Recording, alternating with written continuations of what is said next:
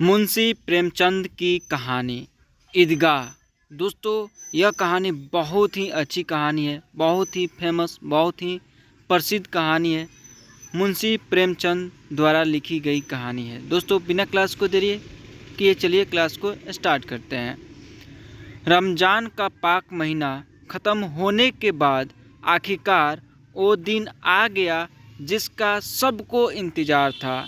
आज ईद का दिन है। इस मनोहर और सुंदर दिन की बधाई पूरी गांव में किसी शहनाई की तरह गूंज रही है।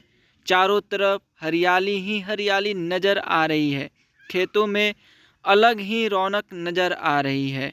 हर जगह देखकर ऐसा लग रहा है मानो सूरज, नदियाँ समेत पूरा संसार ईद की बधाई दे रही हो। गांव के बड़े बूढ़े और बच्चे ईदगाह के मेले में जाने की तैयारी करने में जुटे हैं।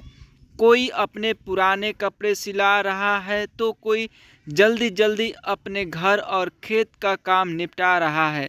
ईदगाह का मेला गांव से 3 कोस की दूरी पर लगता है, जहां लोगों को पैदल ही चलना कर जाना होता है।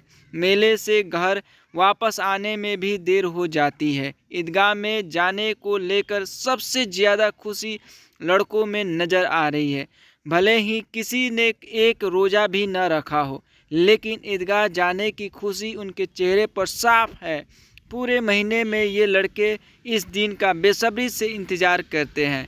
इन लड़कों को घर की परेशानियों से कोई वास्ता नहीं है। घर में सेवइयाँ बनाने के लिए दूध और शक्कर हो या ना हो, इन्हें तो बस सेवइयाँ चाहिए। इन्होंने नहीं मालूम कि उन्होंने अब्बू गांव के चौधरी कमाली के घर भागते हुए जा रहे हैं ताकि उनके घर में आज ईद के दिन चूल्हा जल सके और वो अपने बच्चों को सेवइयाँ खिला सके। ये तो बस ईदगाह जाने की राह देख रहे हैं। एक तरफ बैठा महमूद अपने पैसे गिन रहा, उनकी जेब से बाहर पैसे निकले। महमूद के पैसे बैठे मौसी मियाँ भी अपने पैसे गिनने में लगे हुए हैं। 1 2 3 8 9 15। मौसी खुशी से उछलकर पैसों को जेब में रखकर कहता है, इन्हीं अनगिनती पैसों से हम अनगिनत चीज़ों लाएंगे। मेले से ढेर सारे खिलौना, मिठाइयाँ और भी बहुत कुछ खरीद कर लाएंगे। गांव का सबसे गरीब बच्चा हामिद सबसे ज़्यादा खुश है। हामिद 5 साल का एक दुबला पतला गरीब सूरत वाला लड़का है। हामिद को पिता पिछले ही साल हैजे से मर गए थे। उनकी माँ का शरीर भी पतला पड़ गया था, जिसके बाद वह भी इस दुनिया से चल बसी। गांव में यह किसी को नहीं पता था कि हामिद की अम्मी के शरीर का रंग पीला क्यों हो गया था।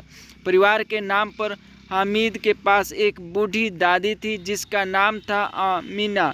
आमिना ने हामिद को बताया था कि उसके अब्बा बहुत सारे पैसे कमाने गए हैं और उसकी अम्मी अल्लाह के घर उसके लिए अच्छे अच्छे खिलौने लेने आई है। यह सब सोचकर और दादी की ऐसी बातें सुनकर हामिद बहुत बड़ा खुश था।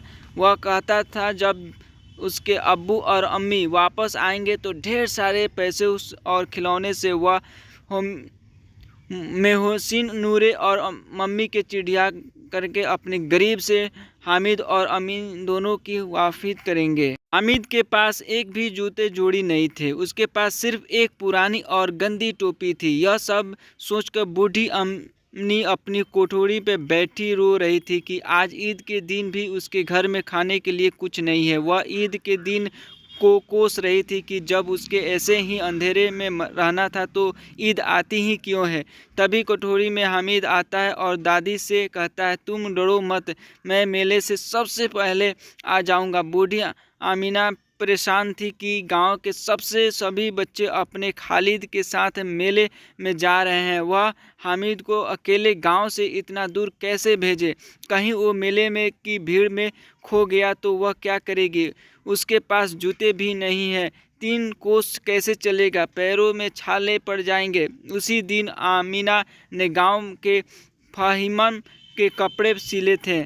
बदले में उसे 8 आने पैसे मिले थे, जिनमें से 3 आने उसे हामिद को मेले के घूमने में और मिठाई खाने के लिए दे दिया और बाकी के 5 आने अपने पर्स में रख लिए ताकि ईद के दिन अगर घर पर धोबन, नाई और चूड़ीहारिन आए तो वो उन्हें सेवइयाँ खिला सके। कुछ ही देर बाद गांव का एक दल सज धजकर मेले की तरफ निकल पड़ा। मेले के रास्ते में जाते हुए बड़ी बड़ी इमारतें, बगीचे, कॉलेज, क्लब सब दिखने लगे। बच्चों के बीच फुसफुस होने लगी कि क्लब में तरह तरह के खेल होते हैं, यहाँ बड़े बड़े आदमी और मैडम बैट में खेलती है। महमूद, अगर हमारी अम्मी बैट पकड़ ले तो अल्लाह कसम उन्हें हाथ कांपने लगेंगे। मोहसिन, 100 किलो आटा एक बार में पीस डालती है, रोज़ सैकड़ों घड़े पानी भरती है, इतना करने वाली के हाथ कैसे कांपेंगे। किसी अंग्रेज मेम को बोला एक घड़ा पानी भरने के लिए तो उनकी आंखों के सामने अंधेरा छा जाएगा। महमूद, अकेले हमारी अम्मी दौड़ या उछल कूद तो नहीं कर सकती। मोहसिन, हाँ उछल कूद नहीं कर सकती, लेकिन गाय पकड़ने के लिए उसने तो तेज तो मैं भी नहीं दौड़ सकता। आगे उन्होंने हलवाई की दुकान मिली। मोहसिन ने कहा, अब्बा ने बताया था कि रात के जिन आते हैं जो दुकानों पर बची हुई सारी मिठाइयाँ खरीद लेते जाते हैं और बदले में रुपए पैसे भी दे देते हैं। हामिद को मोहसिन की बात पर यकीन न आया। उसने पूछा, जिन को रुपये कहाँ से मिलते होंगे। मोहसिन ने बताया, जिन के पास खुद के खजाने हैं उन्हें भला पैसे रुपये की क्या कमी होगी। तभी हामिद ने फिर पूछा, क्या जिन बहुत बड़े होते हैं। मोहसिन, हाँ उनका सिर आसमान के जितना ऊंचा होता है, लेकिन अगर वो चाहें तो एक लोटे में भी घुसकर बैठ सकते हैं। हामिद, तो क्या जिन को खुश करने के लिए लोग कोई मंत्र फूंकते हैं। मुझे भी पता चले तो मैं भी एक जिन को खुश कर लूँगा। मोहसिन, मुझे यह तो नहीं पता, लेकिन सुना है चौधरी के पास कई जिन हैं। उसके जिन तो चारों ओर चोरी हुई चीज़ों का भी नाम बता देते हैं। एक दिन जुमराती का बछवा खो गया था।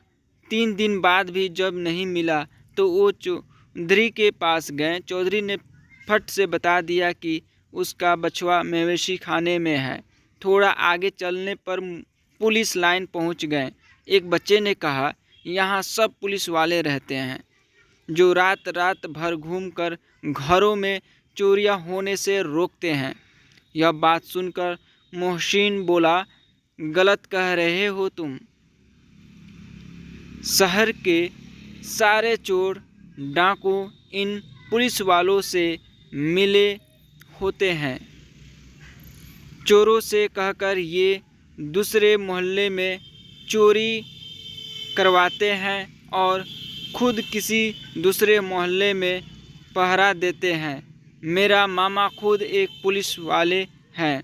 महीने में उनको 20 रुपये तनख्वाह मिलती है, लेकिन घर पर वो 50 रुपये देते हैं।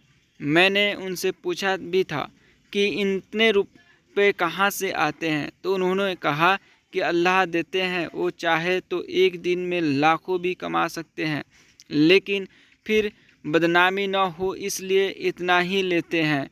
इतने में हामिद बोला, अगर ये लोग खुद चोरी करवाते हैं तो फिर इन्हें कोई पकड़ता क्यों नहीं है। मोहसिन, अरे इनके कौन पकड़ सकता, क्योंकि पकड़ने का काम तो इनका खुद ही है, लेकिन अल्लाह भी इन्हें सज़ा देने में पीछे नहीं रहता। मेरा मामा के घर में कुछ ही दिनों में आग लग गई। उनका सारा पैसा व सामान जलकर खाक हो गया। हामिद, क्या 150 से ज़्यादा होते हैं? क्या 150 से ज़्यादा होते हैं? हामिद बोलता है। मोहसिन अब बोलता है, 50 तो एक थैली जितना होता है, जबकि 100 तो 2 थैली से भी ज़्यादा होते हैं। अब आगे उन्होंने ईदगाह जा रहे लोगों की दूसरी टोलियाँ मिलने लगी। थोड़ी देर में ईदगाह भी नज़र आ गई, जहाँ पहुंचकर सब ने एक इमली के पेड़ के नीचे नमाज पढ़ी। नमाज पढ़ने के बाद सबसे पहले लोग मिठाइयाँ और खिलौने की दुकानों पर पहुँचे। हामिद को छोड़कर महमूद, मोहसिन, नूरे और शम्मी सभी एक एक पैसे देकर घोड़े और ऊँटों पर बैठकर सवारी का आनंद लेने लगे। उसके पास छोटे नादान बच्चे को कहने के लिए कोई शब्द नहीं था। वो बस हामिद के त्याग और प्यार भी भगवान देखकर हैरान थी। मन ही मन सोच रही थी कि मेले में मैं न जाने कितने खिलौने रहे होंगे, हजार रंग बिरंगी मिठाइयाँ होंगी, फिर भी इन बच्चों ने अपने बारे में न सोचकर अपनी बूढ़ी दादी का ख्याल किया। वो जब बस अपना दामन फैलाकर रो रही थी और हामिद ने फिर दुआएं दिए जा रही थी। हामिद बहुत बूढ़ी दादी के आंखों में गिरते आंसू को देखा जा रहा था। दोस्तों, इस कहानी से हमें क्या शिक्षा मिली, आइए जानते हैं। कहानी से सीख: अपनी सारी इच्छाओं और लालसाओं को त्याग कर मन में दया और प्यार की भावना रखना ही हमें सबसे धनवान, साहसी और बड़ा बताता है। दोस्तों, आज का क्लास, आज की कहानी कैसा लगा, प्लीज़ अपनी राय हमें कमेंट बॉक्स में बताएं और मिलते हैं इसी तरह के इंटरेस्टिंग कहानी के साथ अगले क्लास में। तब तक के लिए जय हिंद, जय भारत।